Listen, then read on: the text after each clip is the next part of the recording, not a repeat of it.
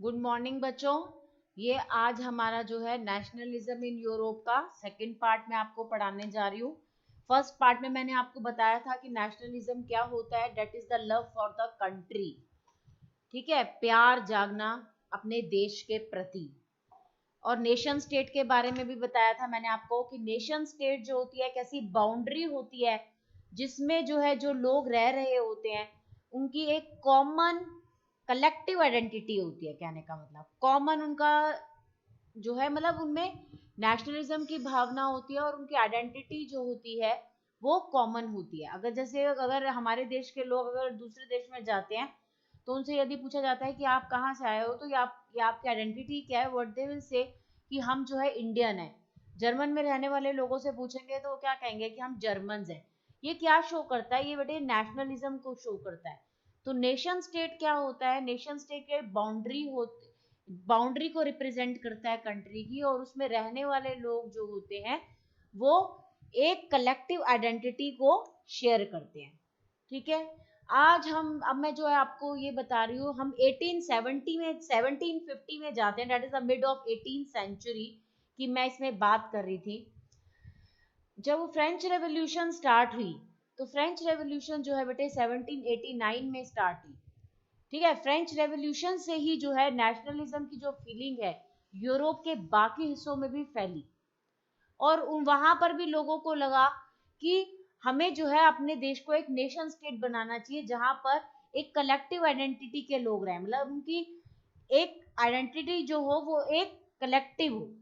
ठीक है, तो उस टाइम पर जो फ्रेंच रेवोल्यूशन जब हुआ 1789 में तो लोगों को लगा कि ये जो मोनार्की है जो हमारे ऊपर जो राज कर रही है वो खत्म होनी चाहिए, और यहाँ पर भी जो है डेमोक्रेसी आनी चाहिए, जैसे कि फ्रांस में लोगों ने कर दिखाया फ्रेंच रेवोल्यूशन करके। तो बेटे जब ये जो चैप्टर है अब जो हम आगे पढ़ रहे हैं ये हमें टॉक कर रही हूँ, that is the mid 18th century की बात कर रही हूँ। मिड 18th सेंचुरी का मतलब लगभग आप ये सोच लीजिए 750 के टाइम की बात हो रही है। उस टाइम पर जो है ना यूरोप में कोई नेशन स्टेट नहीं होती थी। ठीक है, जैसे आजकल मैं बात करती हूँ जर्मनी इटली स्विट्जरलैंड की भी, आज जर्मनी इटली स्विट्जरलैंड आपको प्रॉपर वर्ल्ड मैप में नजर आता है। लेकिन पहले ऐसे जर्मनी इटली स्विट्जरलैंड नहीं था। वहां पर जो ये जो एरियाज थे ना वहां पर किंगडम्स ठीक है, we what we know today as Germany Italy and Switzerland were divided into kingdoms, duchies and cantons whose rulers had their autonomous territories। यानी ये जो एरियाज थे वो या तो किंगडम्स, राजा का जो इलाका होता है उसे हम क्या बोलते हैं, किंग का जो इलाका होता है उसे क्या बोलते हैं, किंगडम। ठीक है, कैंटन्स क्या होता है, cantons refers to a district मतलब एक पर्टिकुलर एरिया। तो पहले क्या होता था, ऐसे स्टेट्स नहीं होती थी नेशन स्टेट्स। पहले राजाओं का राज होता था, डायनेस्टीज जो है वो राज करती थी और डिफरेंट एथनिक ग्रुप्स पे राज करती थी। ठीक है, फिर उनके इलाकों में हो सकता है जर्मनी भी आता हो और भी दूसरे हिस्से आते हो। तो जर्मनी जो है ये बाद में नेशन स्टेट बना है। ठीक है, लोगों में भावना जागी नेशनलिज्म के प्रति कि हाँ भाई हमें जो है एक ऐसा स्टेट बनाना चाहिए जिसमें जो है हमारी आइडेंटिटी जो हो वो कलेक्टिव आइडेंटिटी हो, सारे लोग एक कलेक्टिव आइडेंटिटी और एक कॉमन कल्चर शेयर करें। ऐसी अगर वो चाहते हैं तो उसके लिए नेशन स्टेट वो बनाना चाहते हैं। तो ये नेशन स्टेट जो है ये बाद में बनी 1850, जब मैं 18th सेंचुरी की बात करती हूँ डेट इज 1750 में। उस टाइम पर नेशन स्टेट जो थी कोई एग्जिस्ट नहीं करती थी। ठीक है, हमारी बुक में जैसे हैब्सबर्ग एम्पायर का एग्जाम्पल भी दे रखा है। हैब्सबर्ग एम्पायर जो है वो टोटल ऑस्ट्रिया हंगरी, जब आप वर्ल्ड मैप दिखाती हूँ मैं आपको, ये देखिए ये जो हिस्सा है जो ऑस्ट्रिया हंगरी का, यहाँ पर हैब्सबर्ग एम्पायर था। ठीक है, तो ये जो हैब्सबर्ग एम्पायर था देखिए कितने बड़े इलाके में, लेकिन अब आप अगर वर्ल्ड मैप देखेंगे तो ऑस्ट्रिया और हंगरी जो है वो बहुत छोटे छोटे नेशन स्टेट्स बन गए हैं। तो हैब्सबर्ग एम्पायर जो पहले ऑस्ट्रिया हंगरी पे जो पूरा उसका राज था वो बहुत सारे एरियाज को इंक्लूड करता था, जैसे कि एल्पाइन रीजन्स, टायरोल, ऑस्ट्रिया, सुडेंटलैंड। देखिए ये सब लर्न करके ना आप सब कंफ्यूज ही होंगे ये वर्ड्स लर्न करके। इन शॉर्ट आप बस इतना समझ लीजिए कि जब मैं 1750 की मिड ऑफ 18th सेंचुरी की बात कर रही हूँ तो उस टाइम पर कोई नेशन स्टेट्स नहीं थे, इसकी बजाय किंगडम्स हुआ करती थी। डायनेस्टीज, राजवंश जो थे वो राज करा करते थे लोगों पे, और लोग जो थे वो डिफरेंट डिफरेंट लैंग्वेज और डिफरेंट डिफरेंट एथनिक ग्रुप्स के हुआ करते थे। ठीक है, जैसे कि हैब्सबर्ग एम्पायर में ये सारा एरिया जो है, टेरॉल, ऑस्ट्रिया, ये सब मैंने आपको बताया, ये इंक्लूड करते हैं। यहाँ पर जो एरिस्टोक्रेसी थी, यानी जो राजवंश के लोग थे, वो जर्मन भी बोलते थे, और जो दूसरे लोग थे वो ऐसा इलाका भी आता था जहाँ पे इटालियन भी बोली जाती थी, जैसे कि लोम्बार्डी, वेनेशिया। तो ये वाले एरियाज भी जो है ये हैब्सबर्ग एम्पायर के अंडर आते थे, और यहाँ पे लोग इटालियन लैंग्वेज को बोलते थे। समझ आ गया? तो ये ज्यादा इतना इंपॉर्टेंट नहीं है, ये ऐसा क्वेश्चन पुटअप एग्जाम में नहीं होगा, बस आप इतना जान लीजिए कि मिड ऑफ 18th सेंचुरी में जो है अलग अलग राजा जो थे वो राज करा करते थे, और उनके अंडर जो है डिफरेंट डिफरेंट एथनिक ग्रुप्स आते थे जो कि अलग अलग लैंग्वेजेस बोला करते थे। इसमें जैसे हैब्सबर्ग एम्पायर हो गया, ऑटोमन एम्पायर, वो भी हम आगे बताएंगे। ठीक है, अब ये जो नेशनलिज्म की फीलिंग ये जो डेवलप हुई लोगों में, ये सबसे पहले जो लोग इंस्पायर हुए वो फ्रेंच रेवोल्यूशन से इंस्पायर हुए। अब फ्रेंच रेवोल्यूशन में भी ऐसा क्या हुआ था कि जिस वजह से वहां पर उन्होंने मोनार्की को बिल्कुल हटा दिया और लोगों का राज एस्टेब्लिश हो गया, मतलब फ्रेंच रेवोल्यूशन करी अगेंस्ट मोनार्की। तो इसको समझने के लिए जो है हमें जो है थोड़ा सा स्ट्रक्चर के बारे में जानना पड़ेगा। ठीक है ना, कि how did the nationalism and the idea of nation state emerge, कि किस तरीके से नेशनलिज्म की जो फीलिंग थी या ये जो नेशन स्टेट्स जो इमर्ज हुए, ये कैसे इमर्ज हुए।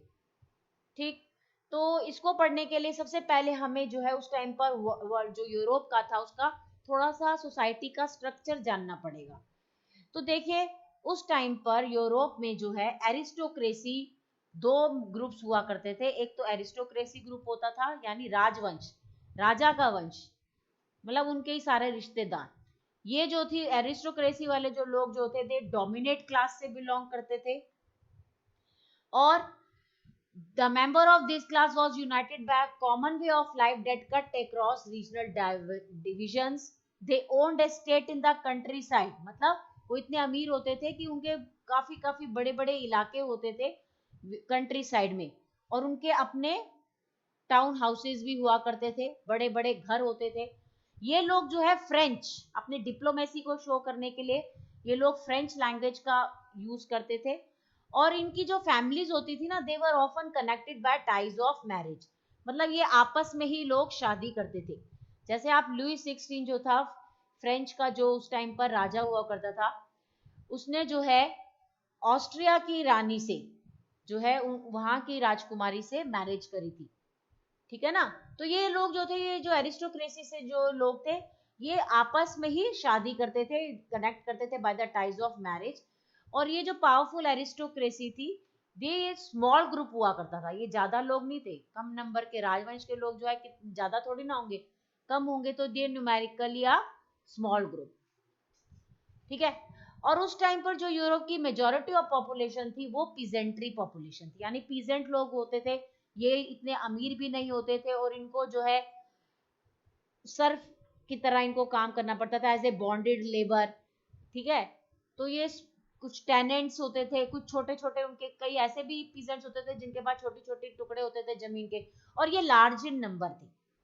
ठीक, उसके बाद फिर इंडस्ट्रियलाइजेशन हुई, इंडस्ट्रीज ओपन होने लगी। इंग्लैंड में जो है इंडस्ट्रियलाइजेशन जो है स्टार्ट हो गई थी हमारी second half of the 18th century, लेकिन फ्रांस और जर्मनी में ये 19th सेंचुरी में स्टार्ट हुई थी इंडस्ट्रियलाइजेशन, मतलब उद्योगों का लगना जो है वो 19th सेंचुरी में फ्रांस और जर्मनी में हुआ, और बाकी इंग्लैंड में अगर हम बात करते हैं तो वो 18th सेंचुरी के सेकेंड हाफ में हुआ, यानी 1750 के बाद से ही जो है इंडस्ट्रियलाइजेशन स्टार्ट हो गया। अब जब इंडस्ट्रीज खुलेंगी तो क्या होगा, एक वर्किंग क्लास वहां पर काम करने वाली पॉपुलेशन आ जाएगी, तो ये जो वर्किंग क्लास पॉपुलेशन थी वो इमर्ज हो गई। और उस टाइम पर जो मिडिल क्लास जो है वो भी इमर्ज हुई, 19th सेंचुरी में जो है मिडिल क्लास भी एक इमर्ज हुई, और मिडिल क्लास में जो है ये सारे इंडस्ट्रियलिस्ट, बिजनेसमैन, प्रोफेशनल्स और सारे पढ़े लिखे लोग भी शामिल हुए। ठीक है, मतलब इट इंक्लूड्स कि मिडिल क्लास में क्या क्या आता है, कौन कौन से लोग आते थे, इंडस्ट्रियलिस्ट भी आते थे, बिजनेसमैन भी और प्रोफेशनल्स भी। तो ये जो मिडिल क्लास इमर्ज हुई 19th सेंचुरी में, तो ये जो है इनमें लोग एजुकेटेड होते थे और वो लिबरल बात करते थे, लिबरलिज्म की बात करते थे। ये हमने ग्लोबलाइजेशन चैप्टर में पढ़ा था ना, लिबरलिज्म क्या होता है, लिबरलाइजेशन क्या होता है, फ्री करना, फ्री।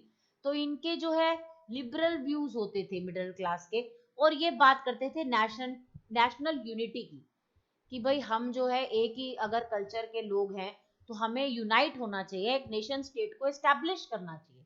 ये जो है इनका मेन एम हुआ करता था। ये टॉक करते थे नेशनलिज्म की, और ये आइडियाज को स्प्रेड भी करते थे।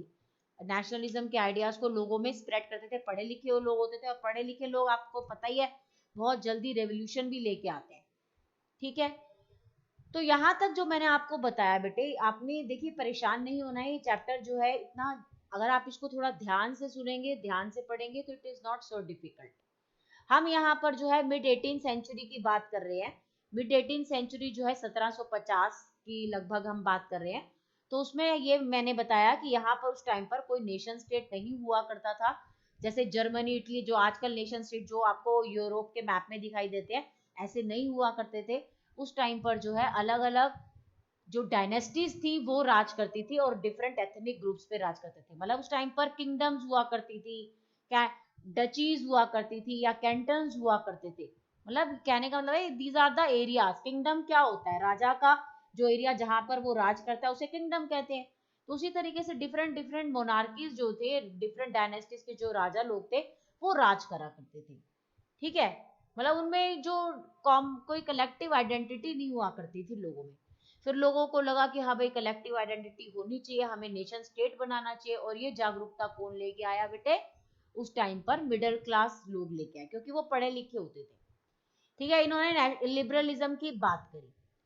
अब नेक्स्ट जो हमारा टॉपिक है वो ये आता है कि what is liberal nationalism. Liberal nationalism होता क्या है। ठीक है, तो लिबरल नेशनलिज्म में जो ये लिबर वर्ड है, इसका मतलब है फ्री, आजाद, आजाद हो जाना। ठीक है, तो उस टाइम पर जो यूरोप की सोसाइटी थी उसमें जो है ये आइडियोलॉजी फैल रही थी कि हमें जो है फ्री होना है। इससे फ्री होना है भाई, हमें जो है मोनार्की से फ्री होना है। ठीक है, तो यहाँ पर लिबरलिज्म को जो है फ्रीडम चाहते थे वो। तो यहाँ पर जो है लिबरलिज्म को हम दो स्फेयर में पढ़ेंगे। एक तो हम पॉलिटिकली पढ़ेंगे कि पॉलिटिकली क्या मतलब चाहते थे वो, फ्री होने का मतलब क्या था। और दूसरा जो हम पढ़ेंगे दैट इज इकोनॉमिक स्फेयर में पढ़ेंगे कि क्या उनके हिसाब से जो है आजादी क्या थी, फ्री क्या, what they want freedom in what sense. ठीक है, एट दैट टाइम। तो जब हम पॉलिटिकली नेशनलिज्म या लिबरलिज्म की बात करते हैं कि पॉलिटिकली लिबरलिज्म, इसका मतलब ये है, इसमें जो पॉइंट्स आते हैं कि जो गवर्नमेंट बनेगी, the concept of government be by consent, यानी लोगों की रजामंदी से गवर्नमेंट बननी चाहिए। ठीक है, अब फ्रेंच रेवोल्यूशन से लिबरलिज्म का क्या मतलब था, for end of aristocracy and clerical privileges. तो यहाँ पर पॉलिटिकली बात तो वही हो रही है ना। फ्रेंच रेवोल्यूशन से ये लिबरलिज्म का मतलब था कि भाई एरिस्टोक्रेसी का जो है, यानी ऑटोक्रेसी, एरिस्टोक्रेसी, या ये जो स्पेशल प्रिविलेजेस हैं जो ये फर्स्ट स्टेट सेकंड स्टेट के लोगों को दी जा रही है, वो एंड होनी चाहिए। ठीक है, एक कॉन्स्टिट्यूशन होना चाहिए जैसे हमारे देश में संविधान है, और रिप्रेजेंटेटिव गवर्नमेंट होनी चाहिए जैसे हमारे देश में, हमारे यहाँ पर रिप्रेजेंटेटिव गवर्नमेंट है ना, हम नेताओं को चुनते हैं और वो हमें रिप्रेजेंट करते हैं। तो रिप्रेजेंटेटिव गवर्नमेंट होनी चाहिए। तो ये सारी बातें जो है, और 19th सेंचुरी में लिबरल जो है पॉलिटिकल, जब लिबरलिज्म की बात करते हैं तो they also stressed on the inviolability of private property. Violation of private property मतलब कि प्राइवेट प्रॉपर्टी आप रख नहीं सकते। जब इन लग गया यानी आप प्राइवेट प्रॉपर्टी रख सकते हैं। पहले जैसे अब राजा लोग होते थे, उन्हें कुछ अच्छा लगा तो वो कहते थे कि ये प्रॉपर्टी हम जब्त कर लेते हैं। तो यहाँ पर जो पॉलिटिकल लिबरलिज्म की बात की गई तो ये कहा गया कि भाई प्राइवेट प्रॉपर्टी को आप वॉयलेबिलिटी जो है इनवॉयलेबिलिटी में कन्वर्ट कर दो, यानी कि अब लोग जो है प्राइवेट प्रॉपर्टी रख सकते हैं, राजा अपनी मनमानी नहीं करेगा कि उनकी चीजों को अपना अधिकार जमा ले। ठीक है, यहाँ तक आपको समझ में आया कि पॉलिटिकल स्फेयर में लिबरलिज्म का क्या मतलब होता है। पहला पॉइंट कि गवर्नमेंट बाय कंसेंट होनी चाहिए, एंड होना चाहिए ऑटोक्रेसी का, और जो ये स्पेशल अधिकार दिए जा रहे हैं दैट इज प्रिविलेजेस, कॉन्स्टिट्यूशन होना चाहिए, रिप्रेजेंटेटिव गवर्नमेंट होना चाहिए, और प्राइवेट प्रॉपर्टी जो है उस पर स्ट्रेस किया गया कि प्राइवेट प्रॉपर्टी लोग रख सकते हैं।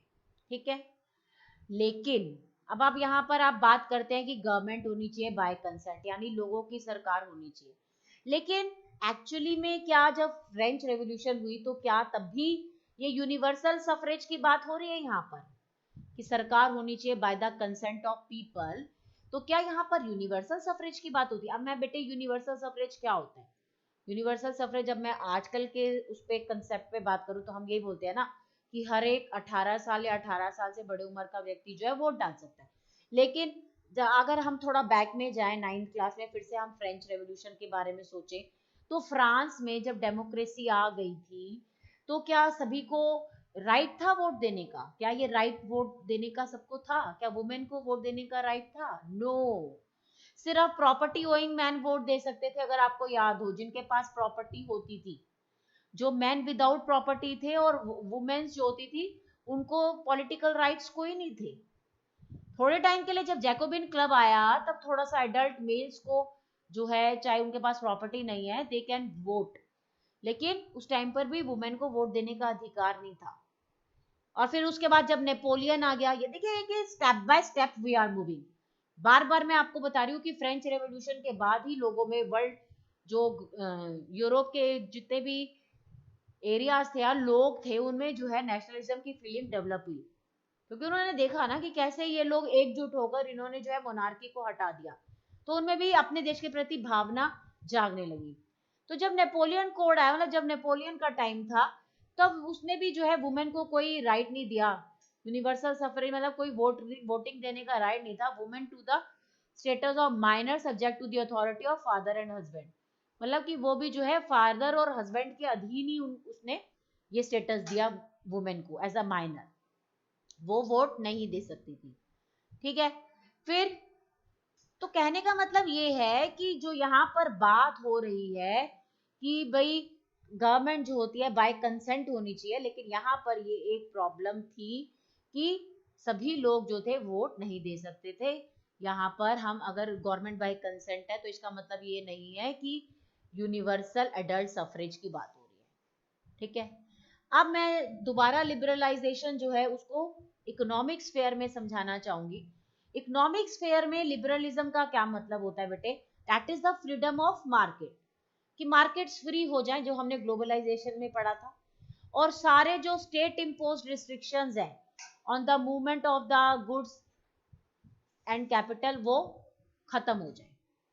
ठीक है, पहले क्या होता था बेटे, जब फ्रेंच रेवोल्यूशन हुई, जब नेपोलियन आया, उसका कोड ऑफ कंडक्ट मैंने डिस्कस भी करा था, उसमें नेपोलियन ने जो है ये चीज को खत्म कर दिया था कि जैसे दो एरिया जो है, मतलब कि स्टेट के अंदर जो है अगर एक जगह से दूसरी जगह सामान जाना था तो पहले क्या होता था, कस्टम ड्यूटीज लगती थी, लेकिन नेपोलियन ने ये एबॉलिश कर दिया था कि भाई स्टेट के अंडर जो है अगर एक जगह से दूसरी जगह चीज जानी है तो कस्टम ड्यूटीज नहीं लगेगी। ठीक है ना, तो मतलब कोई भी रिस्ट्रिक्शन नहीं होगी on the movement of goods and capital. तो इकोनॉमिक स्फेयर में लिबरलाइजेशन का क्या मतलब है कि कोई रिस्ट्रिक्शंस नहीं होनी चाहिए, कोई कस्टम ड्यूटी नहीं होनी चाहिए। तो यहाँ पर एक उदाहरण भी दे रखा है, let us take the example of German speaking region in the first half of the 19th century, मतलब ऐसे एरियाज जहाँ जर्मनी की बात नहीं हो रही है, ऐसे एरिया जहां पर लोग जर्मन बोलते हैं, तो वो भी कब की बात कर रहे हैं हम, first half of 19th century, 19th century के पहले हाफ में। तो उसमें क्या था बेटे, Napoleon administrative major had created out of countless small principalities a confederation of 39 state. देखिए उस टाइम पर नेपोलियन ने जो है मैंने बताया था ना, उसने एडमिनिस्ट्रेटिव चेंजेस किए थे, और एडमिनिस्ट्रेटिव चेंजेस जो है उसने पॉजिटिव एडमिनिस्ट्रेटिव मेजर्स लिए थे। उसमें उसने क्या किया था, जो 39 स्टेट्स थी ना, छोटी छोटी स्टेट्स थी, उनकी एक कॉन्फेडरेशन बना ली थी, एक महासंघ बना लिया था। ठीक है, पहले क्या होता था जब नेपोलियन ऐसे क्यों करा उसने, जो ये क्या होता था, छोटे छोटे जो स्टेट्स, एक स्टेट के अंदर जो छोटे छोटे एरियाज होते थे, उनकी ना अपनी करेंसी होती थी, अपने वेट्स होते थे और अपने मेजर होते थे।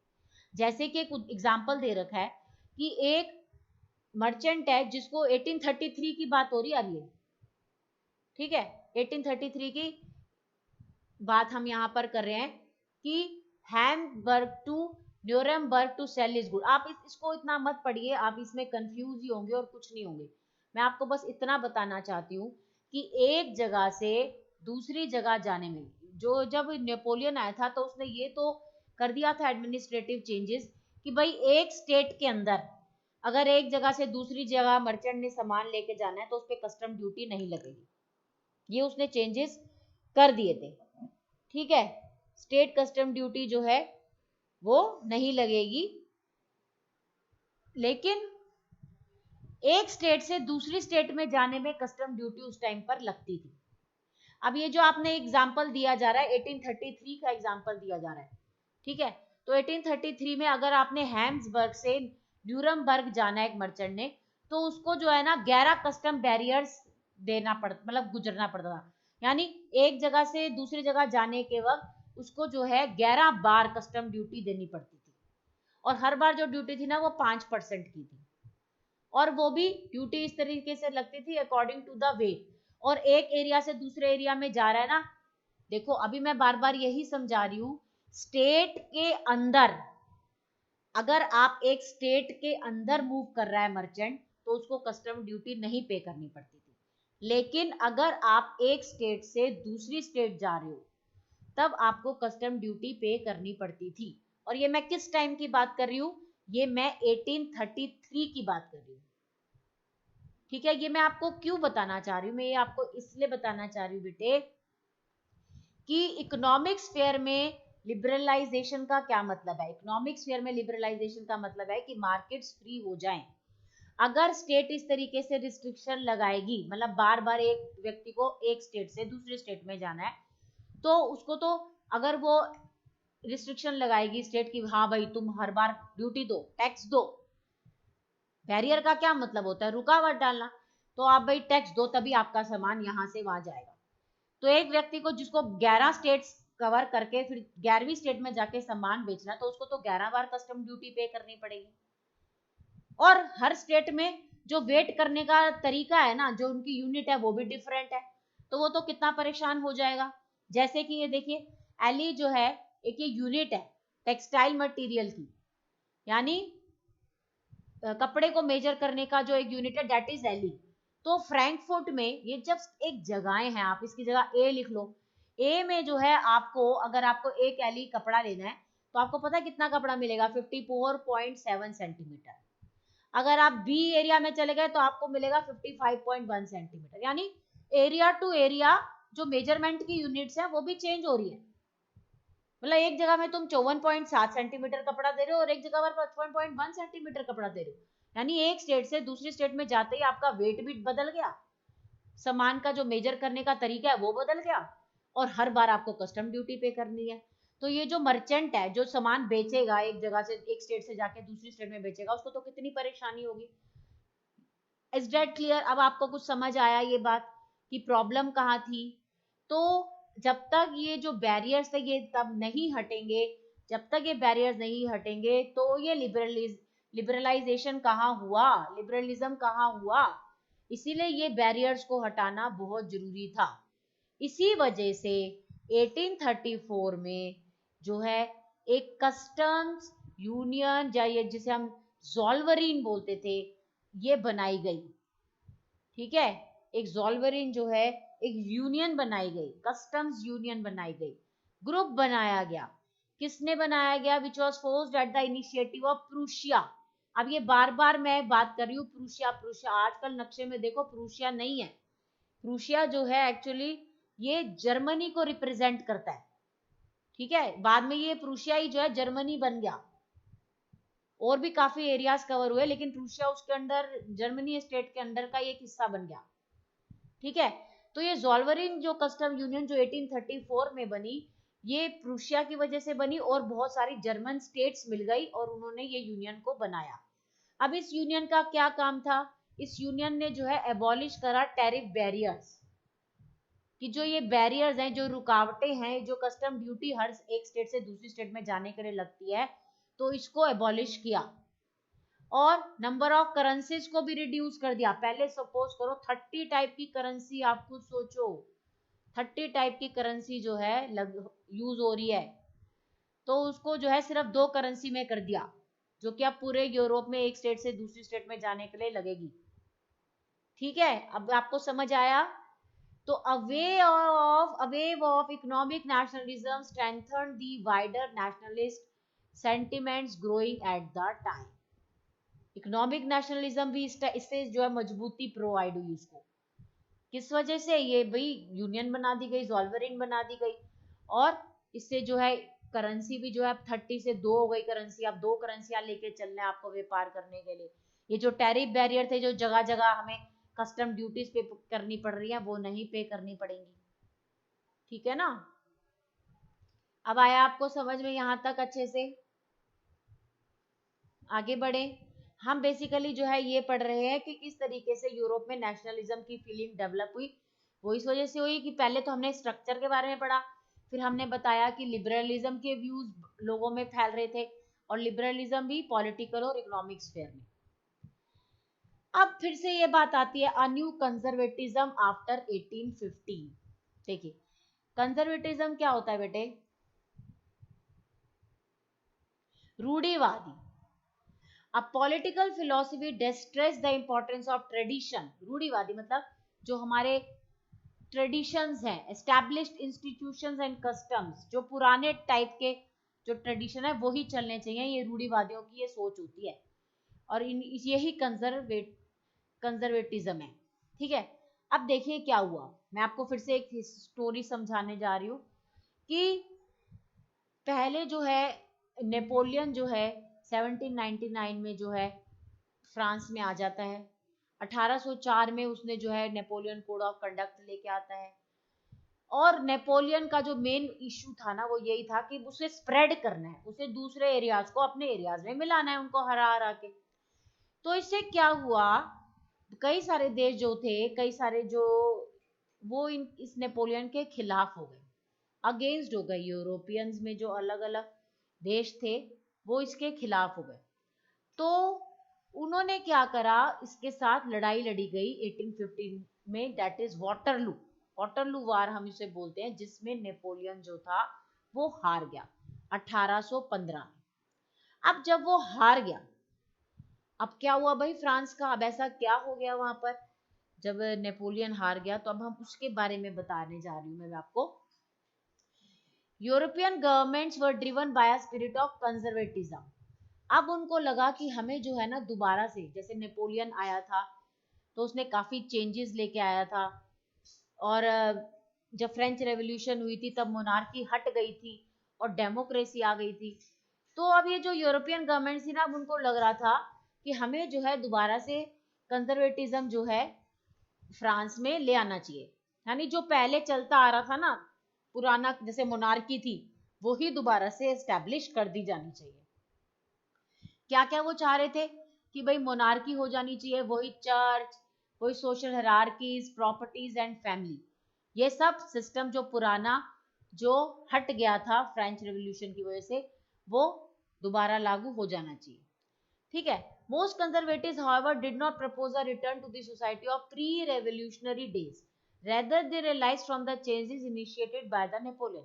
ऐसा नहीं था कि वो टोटली पुराना स्टाइल चाहते थे जो मोनार्की का था डेमोक्रेसी से पहले, वो ये भी नहीं चाहते थे। वो चाहते थे कि चेंजेस जो नेपोलियन ने करे हैं ये मॉडर्नाइजेशन के, इससे मोनार्की को फायदा मिलेगा। समझ आ रहा है कि मतलब जो भी मॉडर्नाइजेशन नेपोलियन ने करा था, क्या करा था बच्चों नेपोलियन ने मॉडर्नाइजेशन, जो वो सिविल कोड ऑफ कंडक्ट लेके आया था, जो भी उसने चेंजेस करे थे। तो अब जो है ना, अब जो कंजर्वेटिज्म की जो ये रूढ़िवादिता जो है ये फैलाई जा रही जो थी फ्रांस में, कि भाई दोबारा से मोनार्की को जो है एस्टेब्लिश किया जाना चाहिए। तो इसमें इसमें क्या हो रहा था, इसमें जो है ये माना जा रहा था कि जो नेपोलियन ने जो भी चेंज करा है उसको हम एक्सेप्ट कर लेते हैं, जो भी मॉडर्नाइजेशन से, इससे हमारे जो ट्रेडिशनल इंस्टीट्यूशन है जैसे मोनार्की है उसे मजबूती मिलेगी, और इससे जो है स्टेट और पावरफुल और इफेक्टिव बन जाएगी, ठीक है ना। और जो ये मॉडर्न आर्मी है जो उस टाइम पर थी, और एफिशिएंट ब्यूरोक्रेसी थी इस, और द एबोलिशन ऑफ फ्यूडरलिज्म। फ्यूडरलिज्म क्या होता है बेटे?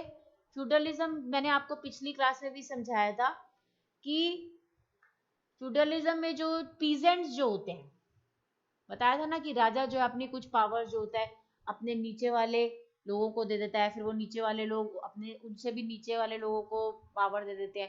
पीपीटी के थ्रू मैंने लास्ट वीडियो में आपको समझाया भी था। तो अंत में फ्यूडरलिज्म में क्या होता है बेटे? फ्यूडरलिज्म में जो पीजेंट्स होते हैं या जो बिजनेस क्लास होती है उनको ना टैक्स पे करना पड़ता है, जो भी वो प्रोड्यूस करते हैं ना उस पे उनको टैक्स पे करना पड़ता है। किसको देना पड़ता है? राजा को देना पड़ता है, अपने फ्यूडल लॉर्ड्स को देना पड़ता है। तो जो अब ये कंजर्वेटिज्म जो आया, रूढ़िवाद प्रथा जो फ्रांस में जो एस्टेब्लिश की गई, किसने एस्टेब्लिश की गई? 1815 में जब नेपोलियन की हार हो गई तो जो दूसरी यूरोपियन गवर्नमेंट्स थी उनको लगा कि यहाँ पर दोबारा से कंजर्वेटिज्म को हमें लागू कर देना चाहिए, मतलब दोबारा से यहाँ पर मोनार्की आ जानी चाहिए, और मोनार्की उन्होंने एस्टेब्लिश कर दी।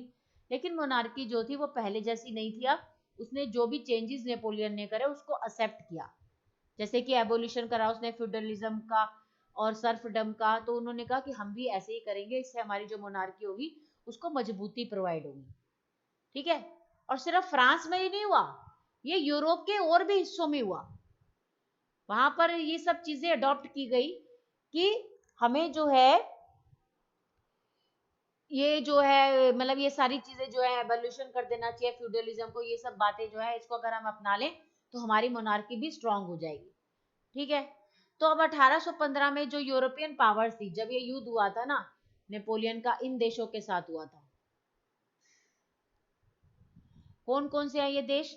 ब्रिटेन है, रशिया है, प्रूशिया है और ऑस्ट्रिया, ठीक है। इनके साथ जो है लड़ाई हुई थी नेपोलियन की, जिसमें नेपोलियन की हार हो गई थी। अब ये सारे चारों के चारों जो है मिलते हैं, कहाँ पर मिले बेटे? वायना में, ठीक है। और यहाँ पर मिले, कोई मीटिंग करने के लिए मिले थे ये, ठीक है। अब यहाँ पर इन्होंने, the Congress was hosted by the Austrian chancellor Duke Metternich, ये आप लर्न कर लीजिए, इसको अभी मैं समझाती हूँ। ड्यूक का मतलब होता है बेटे राजकुमार।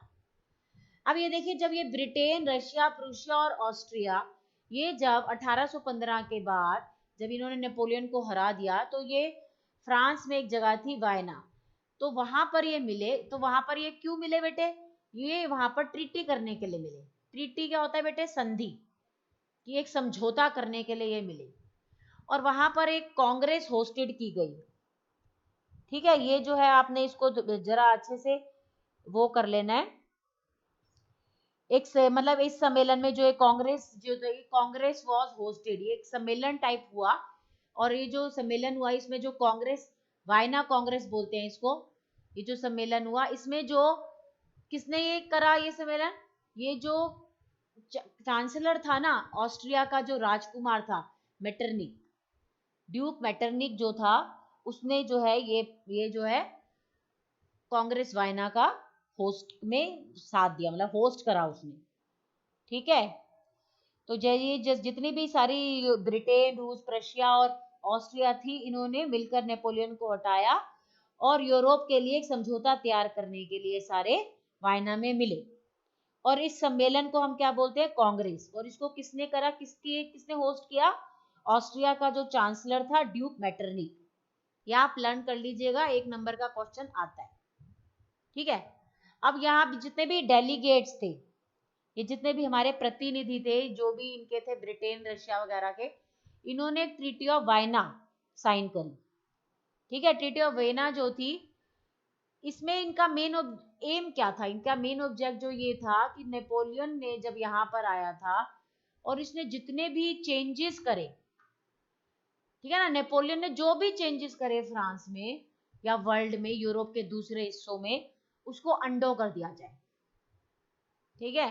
Undoing of most of the changes that had come about in Europe during the Napoleonic war. ये मैंने आपको बताया था ना कि नेपोलियन का जो मेन इशू था बेटे वो यही था कि वो ये चाहता था कि दूसरे देशों को हराकर अपने उसमें मिला लूं, अपने एरिया में मिला लूं।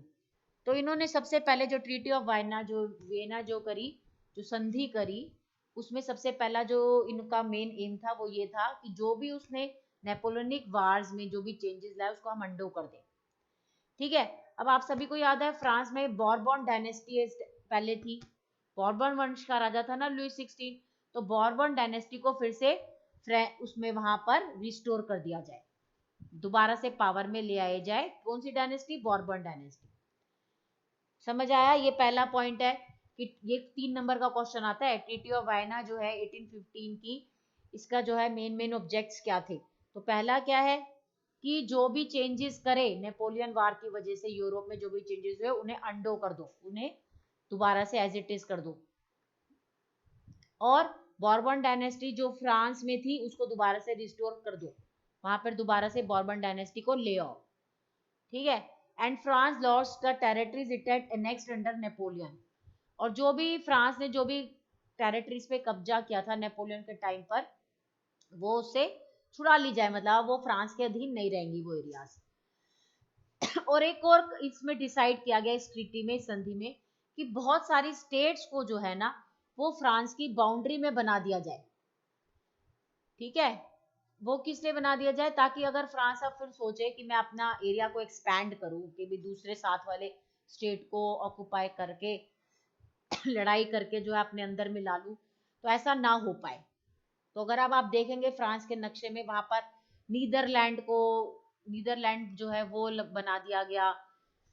ठीक है। बेल्जियम बना दिया गया। ये सारे एरियाज इसलिए बना दिए गए in order to check the France boundary, कि वो फ्रांस जो है अपना एरिया को एक्सपैंड ना किया जाए। इसके अलावा अब देखिए ये सारा पढ़ना जो है इतना ज्यादा इतना वो इम्पोर्टेंट नहीं है, क्योंकि आप फिर कंफ्यूज हो जाएंगे कि मैडम इतने सारे वर्ड्स बता दी जा रही है, हम तो कंफ्यूज ही हो गए। तो इसमें थोड़ा थोड़ा एरिया जो है ना इस पैराग्राफ में बस यही बताया गया बेटे कि क्योंकि ये रशिया, प्रूशिया और ऑस्ट्रिया, ये मैंने अभी बताया था ना आपको, ब्रिटेन, रशिया, प्रूशिया और ऑस्ट्रिया, इन्होंने जो है नेपोलियन को हराया। तो इन्होंने ना थोड़ा थोड़ा एरिया जो है उस टाइम पर यूरोप के अलग अलग हिस्सों में इनको मिला। जैसे कि देखिए, Prussia was given important new territories on it's western frontier, west side में जो है उसको इंपॉर्टेंट टेरिटरी मिली वहां पर। ऑस्ट्रिया को कंट्रोल दे दिया गया नॉर्दर्न इटली का।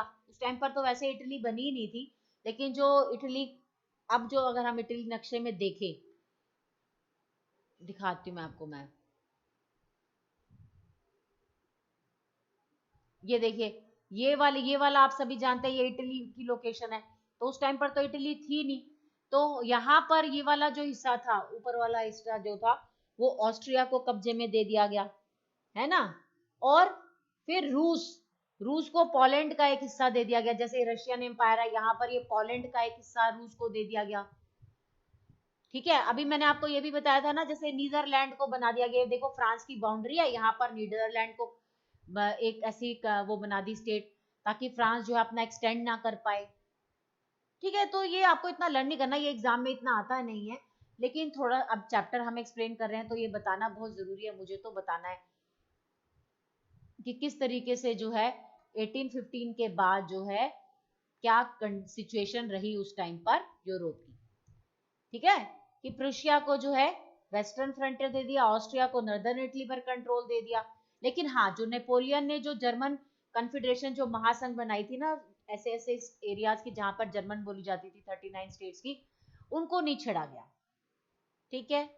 और प्रूशिया को एक सेक्सोनी वाला पोर्शन भी दिया गया। ये भी एक एरिया है जो जिसकी लोकेशन अभी नक्शे में दिखाई थी मैंने।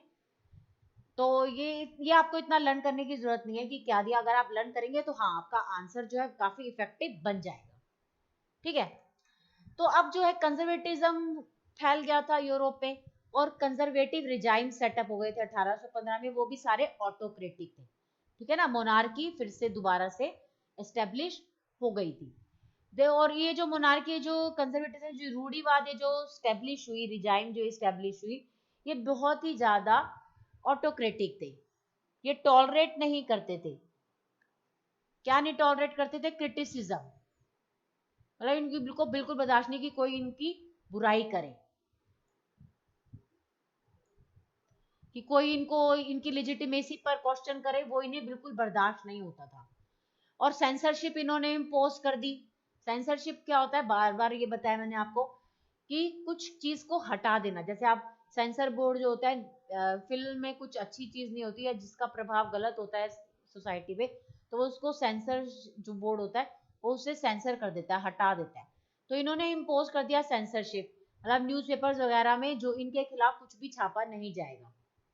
ठीक है, कि कोई भी आइडिया ऑफ लिबर्टी और फ्रीडम की बात अगर न्यूज़पेपर में करेगा तो वो उसे हटा देते थे ये लोग।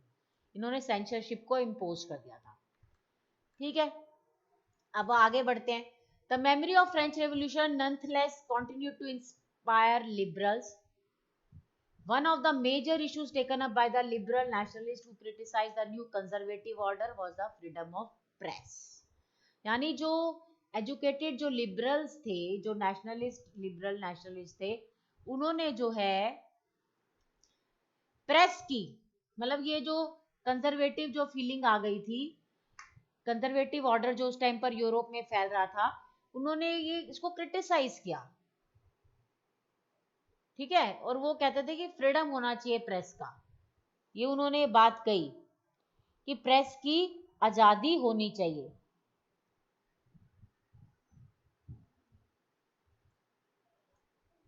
ठीक, अब आई होप कि यहाँ तक आपको समझ में आया होगा। अब जो एक और टॉपिक है उस टाइम पर जो मैं बात कर रही हूँ, जो मिडल ऑफ 18th सेंचुरी की बात हो रही है, तो उस टाइम पर बेटे रेवोल्यूशनरीज का भी बहुत बड़ा रोल रहा, दैट इज क्रांतिकारियों का भी रोल रहा। ठीक है, अब जो है हम आ गए हैं 19 सेंचुरी की। 1815 में हम बात कर रहे थे, 1815 के बारे में सारा आपको बात बताया था कि 1815 के बाद ही जो है कंजर्वेटिज्म जो है पूरे यूरोप में फैल गया था। और जो लिबरल नेशनलिस्ट थे उन्होंने इस ऑर्डर को, कंजर्वेटिव ऑर्डर को क्रिटिसाइज किया गया, उन्होंने इसको क्रिटिसाइज किया। और उस टाइम पर जो है कि फियर ऑफ रिप्रेशन रिप्रेशन रहता था। रिप्रेशन मतलब कि ये लगा रहता था कि उदार जो भी ये उदारवादी थे, जो लिबरल नेशनलिस्ट थे, उनको ये लगा रहता था कि कहीं हमें रिप्रेस ना कर दिया जाए। तो ये सारे ना अंडरग्राउंड हो गए, जितने भी ये नेशनलिस्ट थे, जितने भी ये क्रांतिकारी थे, राष्ट्रवादी थे, जो लिबरलिज्म की बात करते थे, ये सारे अंडरग्राउंड हो गए, छिप गए कि भाई ये कंजर्वेटिव ऑर्डर चल रहा है इस टाइम पर यूरोप में, कहीं हमें दबा ना दिया जाए। तो इन्होंने छिपे छिपे ही क्या करा, उस टाइम पर सीक्रेट सोसाइटीज बनाना स्टार्ट कर दिया। ये जितने भी क्रांतिकारी थे ना, रेवोल्यूशनरीज थे, इन्होंने सीक्रेट सोसाइटीज बनाना स्टार्ट कर दिया। और इन सोसाइटीज का काम क्या था, सरकार के खिलाफ वॉइस रेज करना, रेवोल्यूशन करना। रेवोल्यूशनरीज का काम क्या होगा, क्रांति करना और अपने आइडियाज को स्प्रेड करना लोगों तक। ठीक है, to be revolutionary at this time meant a commitment to oppose monarchical form that had been established after the Vienna Congress. ये मैंने आपको बताया था ना, वाइना कांग्रेस। वाइना कांग्रेस का जो है वो बताइए, किसने जो है वाइना कांग्रेस को होस्ट करा था। अभी बताया था ना, ऑस्ट्रिया का जो राजकुमार था। ये आपको लर्न करना है, एक एक नंबर का क्वेश्चन आ सकता है इसमें। तो जो ये मोनार्कियल फॉर्म उस टाइम पर एस्टेब्लिश हो गई थी यूरोप में, उसके खिलाफ जो है सीक्रेट सोसाइटीज जो है वो बननी स्टार्ट हो गई थी। उनका मेन काम था कि भाई मोनार्की को अपोज करना है, जो कि वाइना कांग्रेस के बाद जो एस्टेब्लिश हो गई थी। और ये फाइट करते थे किसके लिए, लिबर्टी के लिए और फ्रीडम के लिए, आजादी के लिए।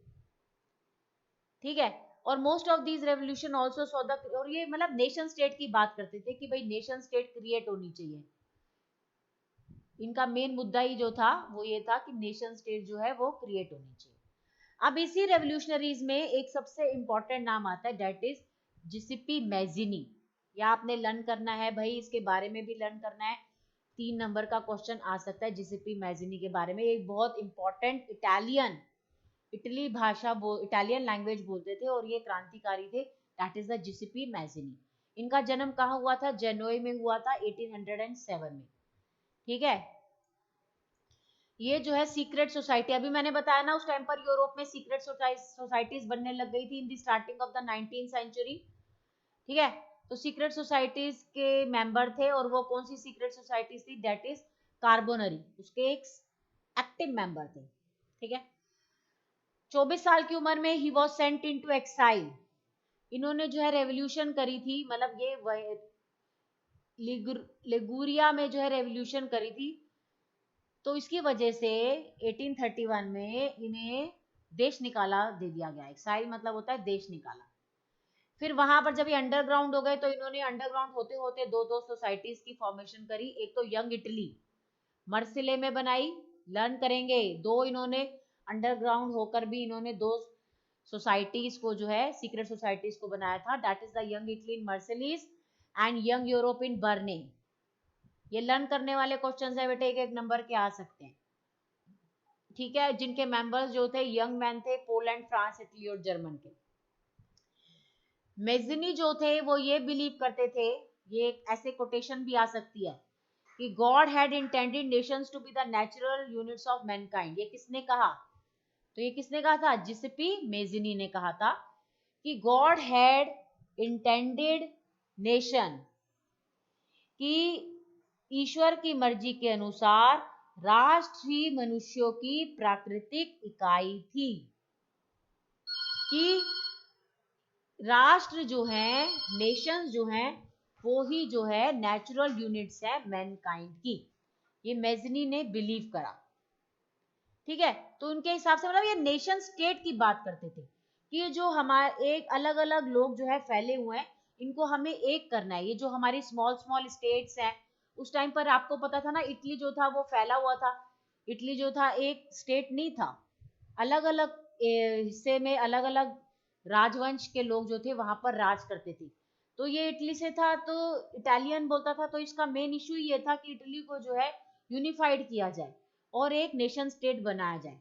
तो इसने यही बोला था कि ईश्वर जो है वो ये चाहते हैं कि जो नेशन है वो मनुष्यों की प्राकृतिक इकाई है, ठीक है। मतलब मनुष्य जो है उनको अपना मिल मिल के एक नेशन एस्टैब्लिश करना है। Italy could not continue to the patchwork of small states and kingdoms. He had to be forged into a single unified republic within a wider alliance of nations. मतलब ये चाहते थे कि जो ये स्मॉल स्मॉल स्टेट पहले Italy पे अलग अलग जो वंश, जो राजा के वंश जो है राज कर रहे हैं, उनको हटाकर एक नेशन बना दिया जाए, ठीक है। तो this unification alone could be the basis of Italian liberty. तभी जब तक ये यूनिफिकेशन नहीं होगी तब तक इटली जो है लिबरल नहीं होगा, लिबर्टी नहीं मिलेगी, फ्रीडम नहीं मिलेगी। यहाँ तक आपको समझ में आया? ये 3 नंबर का क्वेश्चन आ जाता है इसके बारे में, जिसिपी मैज़नी के बारे में। तो आपने सारा लर्न करना है कि ये इनके व्यूज क्या थे। तो जो मेटरनिक थे, जो ऑस्ट्रिया के जो चांसलर थे, इन्होंने क्या डिस्क्राइब करा था इन्हें? Most dangerous enemy of our social order. ये भी आ सकता है कि किसने कहा था कि जिसिपी मैज़नी जो है मोस्ट डेंजरस एनिमी है हमारी सोसाइटी के लिए। ये मेटरनिक ने कहा था, ठीक है। आई होप ये वाला टॉपिक आपको समझ आया है। अब एज ऑफ रेवोल्यूशन मैं नेक्स्ट पार्ट में क्लियर करूंगी। यहाँ तक सभी बच्चे जो है बहुत अच्छे से पढ़ेंगे, अपनी क्वेरीज को मेरे से पूछेंगे। ओके बेटा, थैंक यू।